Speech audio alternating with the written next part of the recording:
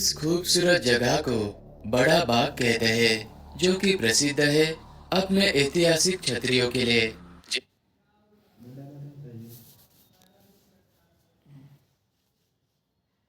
जैसलमेर से 6 किलोमीटर के दूरी पर स्थित यह जगह भाटी राजवंश के शासकों को समर्पित है।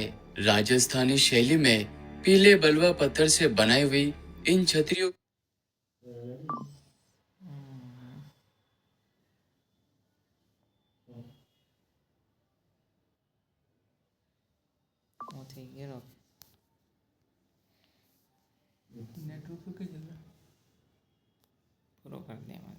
के जगह पर सबसे पहले महारावल जैत सिंह जी ने 16वीं शताब्दी के शुरुआत में इस जगह पर एक बांध और खूबसूरत बाग बनवाया था, ताकि रेगिस्तान में जल का संग्रहण हो सके।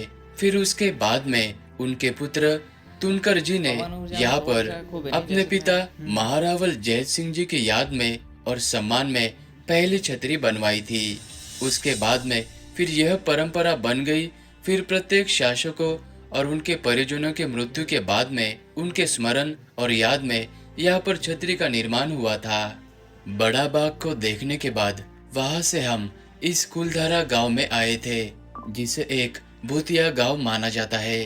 राजस्थान के साथ ही में एशिया का यह एक रहस्यमय और ऐतिहासिक गांव है। यह कुलधारा गांव जैसलमेर शहर से लगभग 20 किलोमीटर के दूरी पर है। 13वीं शताब्दी में पालीवाल ब्राह्मणों ने यहाँ पर इस तरह के कुल मिलाकर 84 गांव बसाए थे।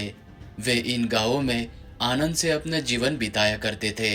लेकिन 18वीं शताब्दी में जैसलमेर का दीवान, जिसका नाम सलीम सिंह था, वो बहुत ही क्रूर और लालची था।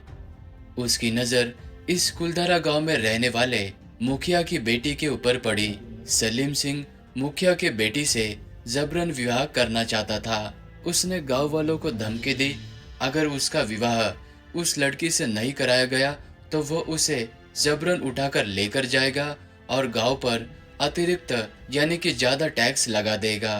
तो 84 गांव के सभी लोगों ने अपनी संस्कृति और अपने बेटे की इज्जत बचाने के लिए रातों रात ये गांव खाली करके वे यहाँ से चले गए। और जाते जाते उन्होंने श्राप दिया कि हमारे जाने के बाद यहाँ पर कोई भी नहीं बस पाएगा।